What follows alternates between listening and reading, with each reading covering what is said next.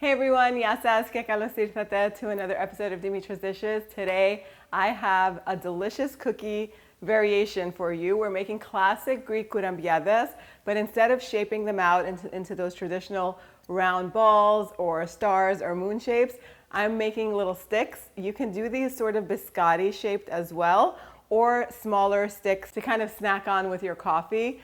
These are so easy, they're super delicious, and they melt in your mouth. Let me show you how I make them. Okay, I'm gonna begin with 170 grams of almonds. I'm just gonna pulse them a few times in this mini food processor just until they're finely chopped. This is the consistency that we're looking for. If you want extra flavor, you can definitely preheat the oven to 350 degrees Fahrenheit, and before you chop the almonds up, you can toast them for 5 to 7 minutes. Let them cool down and then chop them up. The flavor is going to be deeper and even better, but I find that I'm not going to do that this time because I'm in a hurry. I have done it and it does make a little bit of a difference, so you can give it a shot and let me know how you like it in the comment section down below. So in my mixing bowl over here, I'm going to add 1 pound of unsalted butter. You want to make sure that the butter is nice and soft, so leave it out on the counter for about an hour before you work with it. If you forgot to do that, you can pop it in the microwave for like 20 seconds just until it's nice and soft. That's going in the mixer with a little pinch of salt and 1 cup or 135 grams of confectioner sugar. We're going to start beating this on low speed, and then I'll also add 2 teaspoons of pure vanilla extract, 2 tablespoons of orange blossom water if you like it. It has a very floral aroma. You can get it in your local Mediterranean specialty food store or on Amazon. I do have it in my Amazon shop. It's available on there.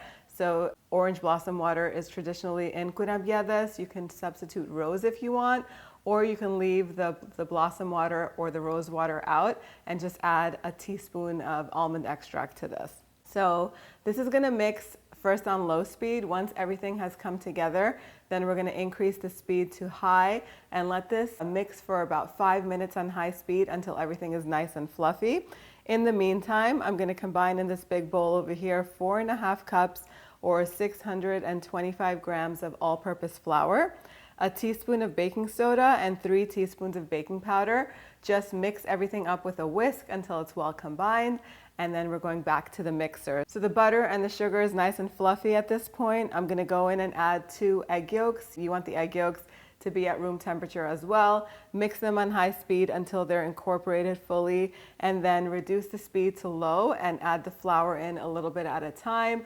Once you're left with about a cup of the flour, you can combine the chopped almonds with the flour so that that way they're nicely coated and they're easier to incorporate into the dough.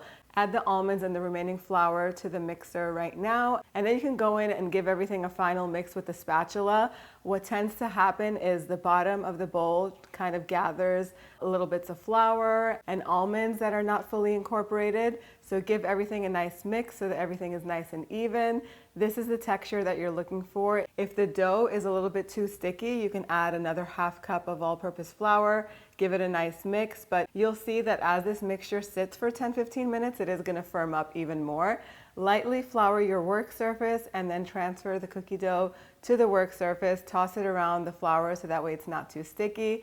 Cut it into 2 equal portions, and then you can place a 1/4 sheet baking paper underneath and roll it out to about 12 inches long and 8 inches wide. And then you can put this in the fridge to firm up. It's going to be much easier to slice the sticks if the dough is a little bit firm, and it is going to firm up in the fridge for about 30 minutes or longer. You can leave it in there for about an hour, or if you want to flash freeze it for about 15-20 minutes, that works too.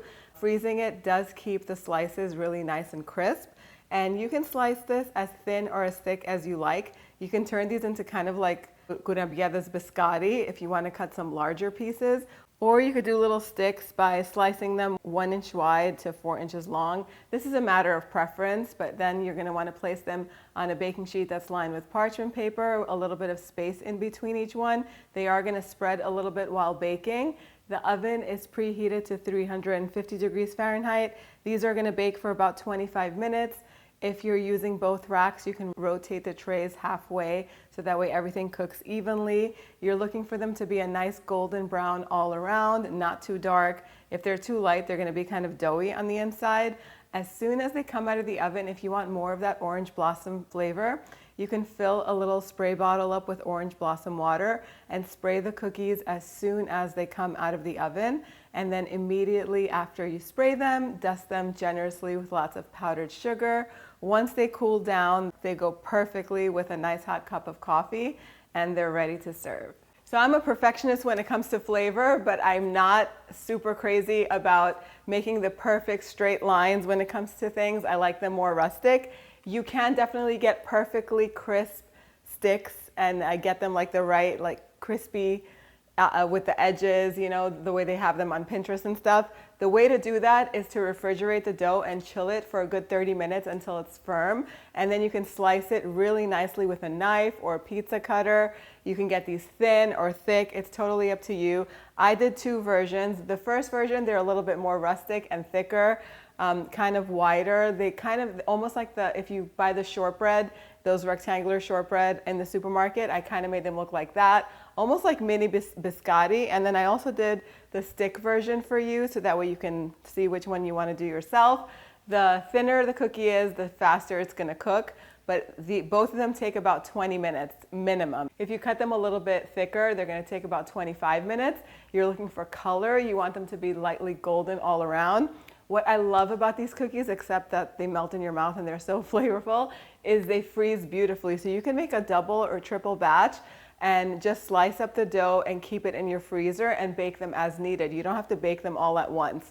Even though when you bake them all at once, they last for pretty long at room temperature, 2 weeks in an airtight container, and they'll be fresh just like the day that they were made. These taste so good with a hot cup of coffee. I'll put all of the other tips on the blog post, dimitrasdishes.com, so you can head on over to print this out. Let me have a little taste. These are so good.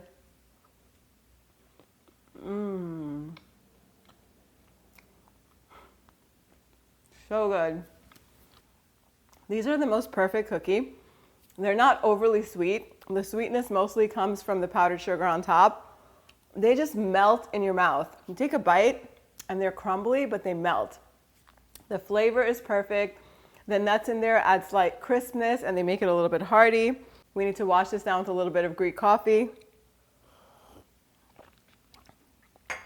Absolutely delicious. I hope you guys give this one a try. The exact measurements and everything is on the blog post, like I said, dimitrasdishes.com. Make them. Let me know what you guys think in the comment section down below. And if you want to share pictures with me, share them on Instagram and I'll repost them. I love seeing your recreations of these recipes and I love hearing what you did different with them. Thank you so much for spending time with me today. I'll see you all next time. Yes, Seth.